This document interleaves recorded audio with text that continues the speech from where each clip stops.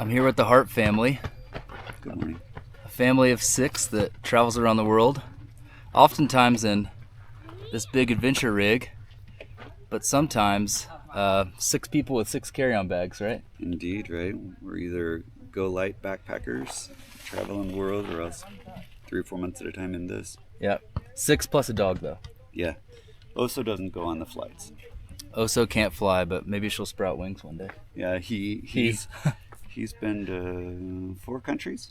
Oh, wow. So Guatemala to Canada. More than most Americans. Right, exactly. So tell me, man, how did this all get started? When was this vision born that you wanted to travel around the world with your family like this? So we've always been international travelers.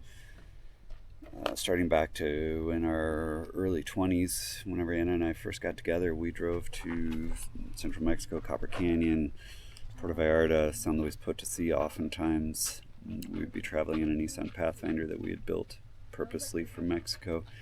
And then kids came along and we somewhat paused as far as that overlanding portion of our travel, and was doing a lot of international backpack style travel at that point.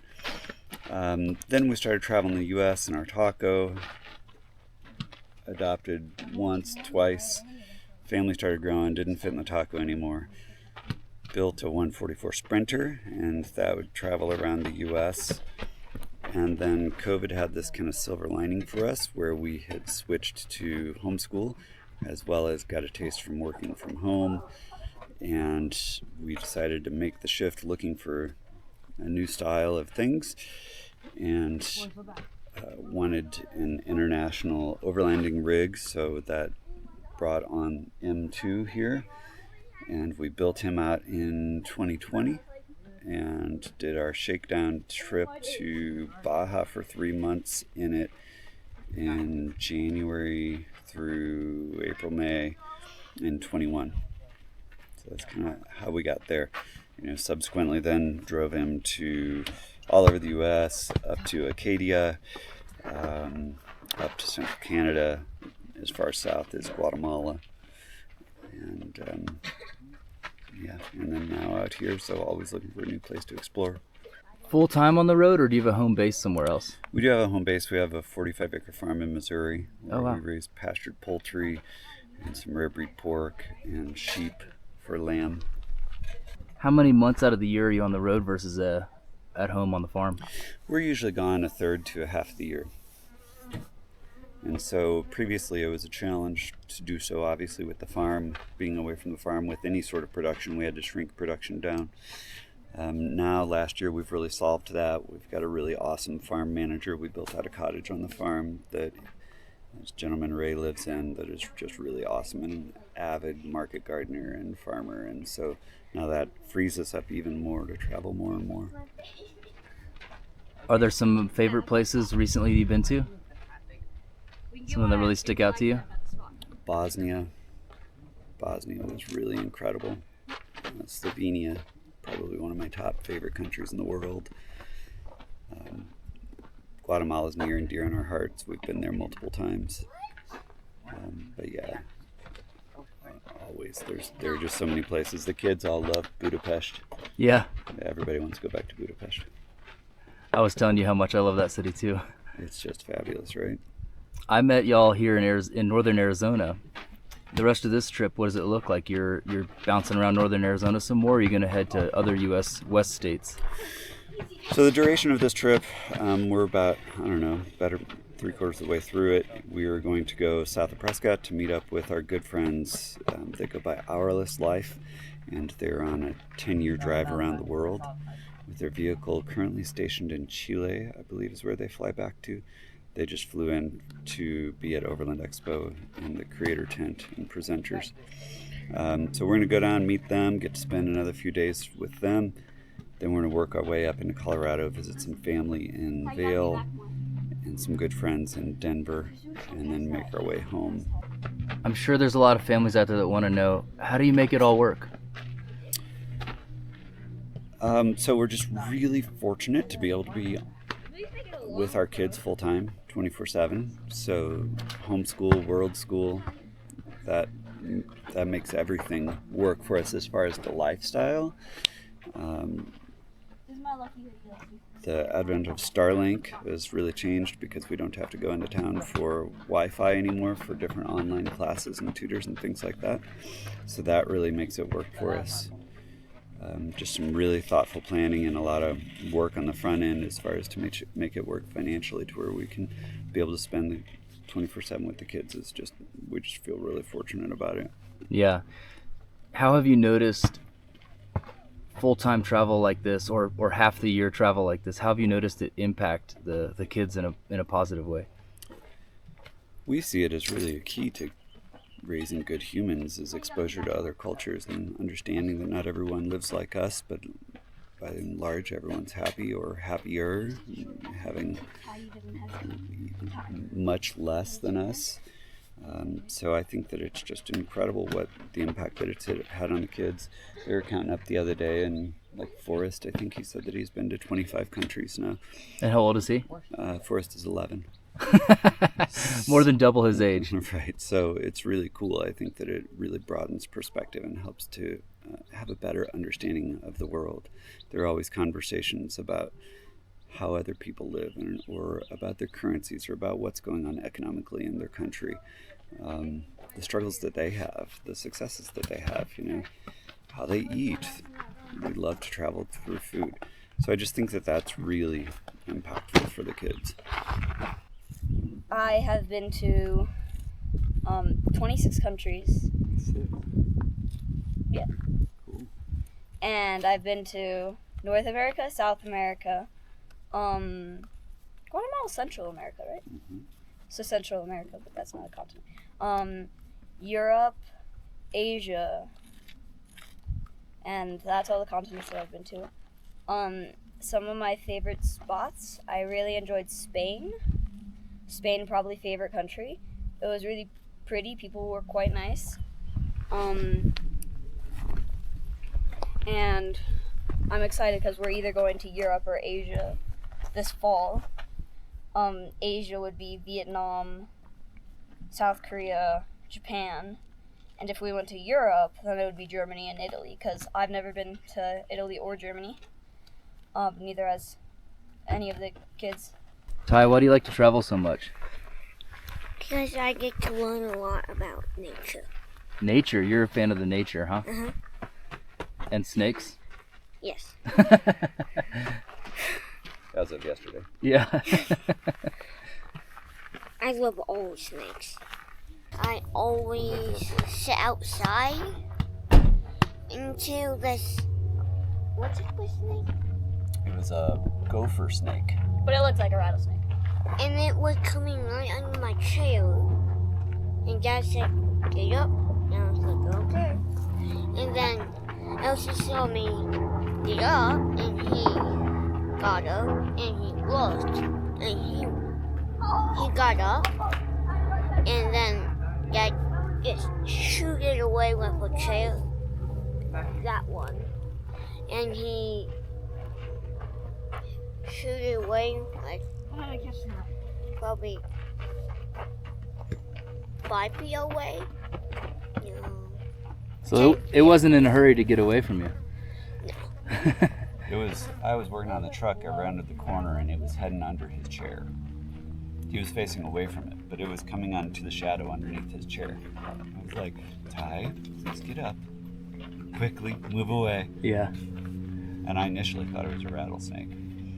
I picked up the chair and moved like the old lion tamer in the circus and like moved him along, Finally, he decided that he didn't want any part of us. He was just looking for a shady spot to lay. What has it been like growing up, living on the road so often? Going between the farm and the truck? Or the different rigs, huh? Yeah. It's been nice. I think at the start we did very short trips and we didn't do like these longer like month-long trips.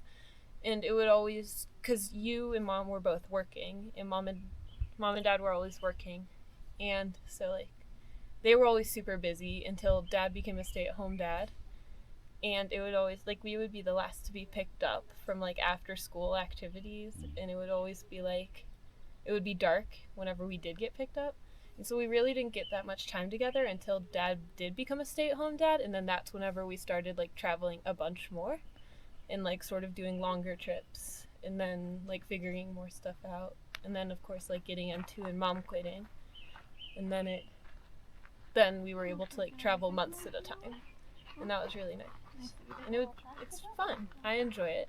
I like my cleanliness though, so that always matters to me. Hence going back to the water of the rig. Yeah.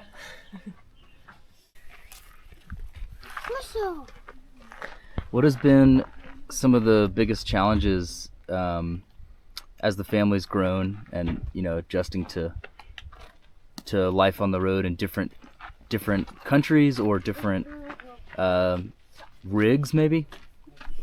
You know, there are always challenges. Initially, whenever we switched to homeschool / world school, there were a couple times where the kids thought they wanted to go back to brick and mortar school, for example. That's long gone. Now they have no interest in brick and mortar school, for example. But there are always different border crossing challenges or rig challenges or that sort of thing. You know, we're a family of 6 living in a 28-foot, nearly 10-ton truck. It seems big, but it's not a lot of big whenever you put 6 bodies and a dog in there. So there's usual, you know, day-to-day challenges, but nothing major, nothing insurmountable. I think by and large everybody's very happy. Finding campsites, it seems like y'all are pretty comfortable not knowing entirely where you're going to sleep the next night, right? Yeah, so or maybe not just campsites too, but also when you're, you know, traveling in other countries. I know sometimes things happen to where you're in a place that you didn't necessarily plan to be that day because of spontaneity or whatnot, right? Mm-hmm. Yeah, you know, on our last trip, it was interesting. We just got back from nearly 3 months in South America, in Colombia. On the front end, we were supposed to be in Ecuador for 5 weeks, so we had reservations and itineraries planned for 5 weeks. And at the last minute, they had some gang unrest and some real challenges in the cities that we were going to. And just kind of erring on the side of caution, we shifted gears and we had no reservations. So essentially, we were boarding a flight to Quito, and we had no reservations anymore. We had to bail on 5 weeks, and so we made like an airport hotel reservation, and then caught a flight the next day over into Colombia, and really did it almost day by day, every few days, just finding a new Airbnb. And that was the first time that we went that loose, and that was really quite fun and really rewarding.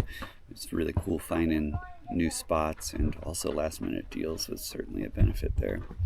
As far as at home, whenever we're overlanding, at home we have a 45-acre farm, can hardly see another house. We've got all that privacy. So whenever it came to building the rig, we wanted to be off-grid. We don't do, by and large, established campgrounds, in the U.S. anyways. In the U.S., we prefer boondocking sites such as this. You know, we don't have neighbors at home, so we don't necessarily come out to go camp to have neighbors in the woods. So we specifically built the rig for that purpose. It has 1,500 watts of solar, 840 amp hours of lithium battery, self-built battery banks. It'll run our air conditioner, it'll run the microwave, anything we want to use, all the luxuries of home. We don't have to skimp on power. It has 50 gallons of fresh water, 58 gallons of fresh water, water filtration systems, so we can pull out of any hose in any country or any stream and feel comfortable drinking the water. So it really provides this independence that we prefer and don't need any plug-in or generators. And since it is high clearance and 4-wheel drive, it allows us to get back into sites where even normal boondockers wouldn't go. It gets us out away from the bumper pull camper crowd for the most part, and the Class A's and B's and C's. It moves away from all of them simply by having the high clearance. So that provides us the independence and the solitude and the experience that we want. Who doesn't love smoothies in the backcountry? Exactly right. That's a popular thing for us. On my overlanding video, I talked about some of the cross-continental rigs, and I think this is a really great example of that. Some of the biggest vehicles I'd ever seen, and people that aren't familiar with overlanding might have never seen stuff like this, huh? What did you guys think about when you first got the truck? What was your first thoughts about it? Wow, this is really gonna change my life.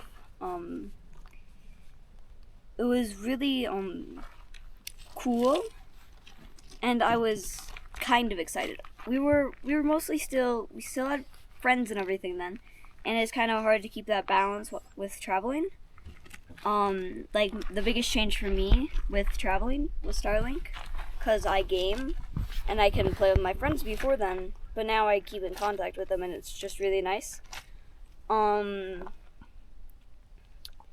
think it was just really fun whenever we got it, and it took 6 months to build out, so or 8 months, right? Yeah, something like that. So it really didn't set in until the 8 months was up, and we're like, Baja. I'm like, Baja was the first trip with the truck, right? yeah. That was our shakedown trip. The shakedown trip, yeah. Personally, I didn't like Baja that much. It was too dry, deserty. That wasn't for me. I was more like this, green, pretty. But it was certainly nice with the beaches. It was just really fun. I think, though, if I had a favorite trip, then it would be Europe. Baja was nice, and after Baja, we went Mexico and Guatemala. And we just spent extra time in Guatemala because our wheels broke.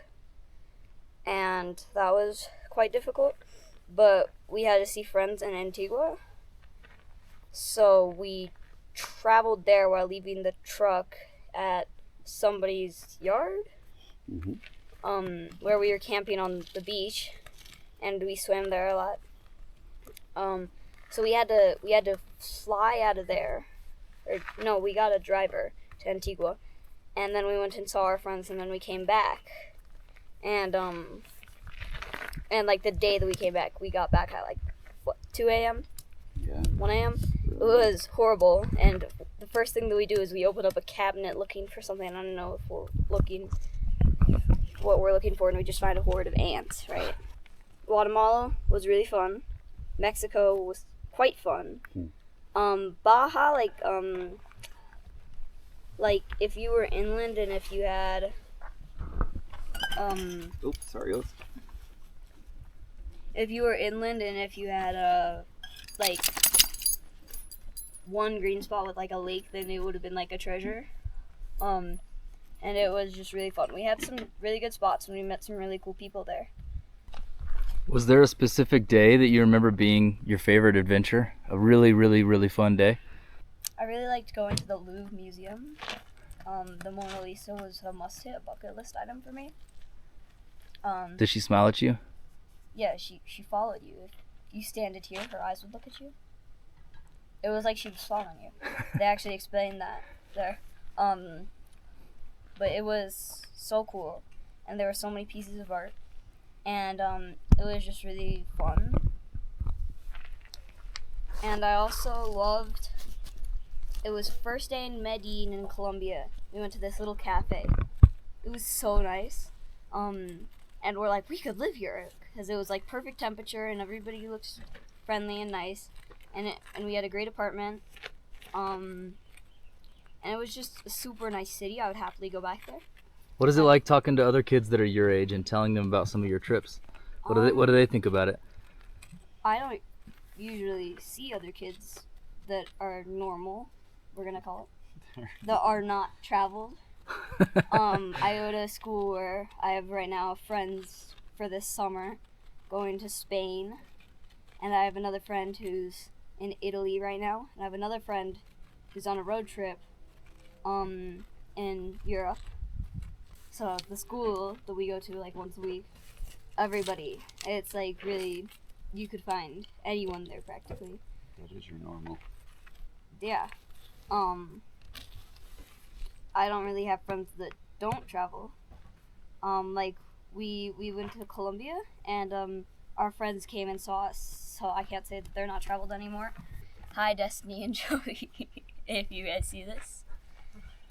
What's your favorite sport? Do you like using the bicycles, or do you prefer hiking or playing with the football, or what? What's your favorite thing to do out here? Favorite thing to do while traveling is probably biking. We keep an eye out for like pump tracks and bike parks, and that's really fun. We got this on this trip, and this has been one of my favorite things, and the soccer ball. So we definitely now need to bring sports items. We could have even brought a basketball, because there were a few basketball courts that I saw that we definitely could have stopped at. Right at Overland Expo, they had a whole court. Okay, favorite camp snacks, favorite foods we see Dad's eating right now. Favorite foods for the trip, I enjoy bringing yogurt, frozen fruits in freezer, cereals are must-have for breakfast, and then dinner. My favorite dinner that we have on the trip is tacos, with our own meat or with store-bought. It's just really good. Like, we got a Blackstone 2 nights ago. We grilled tacos, and they were some of the best tacos that we've ever had, mainly just because the tortilla difference, right? We were cooking it on a pan and on the inside, or a Blackstone out here, and Even better than the tacos in Mexico or Colombia? I wouldn't argue that either. You could pay like $5 and have like 30 tacos. For lunch, sandwiches is just a really good item, but you can practically do anything. And for snacks and snack basket, we have a snack basket up front, so we just have snacks. Beef jerky's a really good one. Cheez-Its, Who doesn't love Cheez-Its? those are good. We get seaweed, like dried seaweed, with salt. It's really good somehow. And then gum's like an essential to have out there for just car sick or anything. It's just really nice. Ty, it looks like you're collecting rocks. Is that one of your hobbies? Yes, I have a rock collection, but I lost one, so now I'm trying to make a new one. Maybe a snake stole your rocks. No. No? It's in a Yeah, like container. it was trying to steal your chair too. It was in a container. Yeah, snakes don't have fingers, do they? Yeah, but they can climb. Yeah, but they can't open my box. So now I'm trying to collect some rocks. What are you guys excited for the rest of the summer? Home. Oh, you want to go home? I'm just joking. Sometimes it feels like we travel too much, but not usually. Today I want to go see friends. Yeah, you miss some of your friends at home. Yeah. Most excited for the summer. Whenever we get back, is my birthday, June 25th. So, for the 26th and the 27th, we're going to Bentonville, Arkansas. A really big bike town. That's where Walmart was. Oh, big mountain bike trails. Yeah, a massive, big bike place. And I'm just excited to go back there, because we've been there, on World School pop-ups before. What is that? So our friends, they're in a stand right now, some stand, or Malaysia, I don't know. But they did these World School pop-ups. So on our way back from Baja, we went to Bentonville, and they were hosting a World School pop-up. So everybody that traveled would like come there, and just like go around, and the host would this woman, my friend's mom, would plan out all these like fun things to go through museums, and then they would host them in other places around the world. So we went to one in London. We've been to Wisconsin. We've done like 2 in Bentonville. But it's just a really fun time, and you get to meet a ton of cool people. How cool is that? That was so fun meeting the Hart family. Traveling all over the world with their family of 6 and their dog Oso. It's really inspiring to see how possible that can be with some ambitious attitudes, huh? If you enjoyed that video, subscribe to Logan Let's Go for more. I'm on a 1-year trip right now, profiling a lot of amazing and unique and interesting people that I meet, the Hart family being one, and there's many more on my channel and more to come. So yeah, stick around. Cheers. Bye.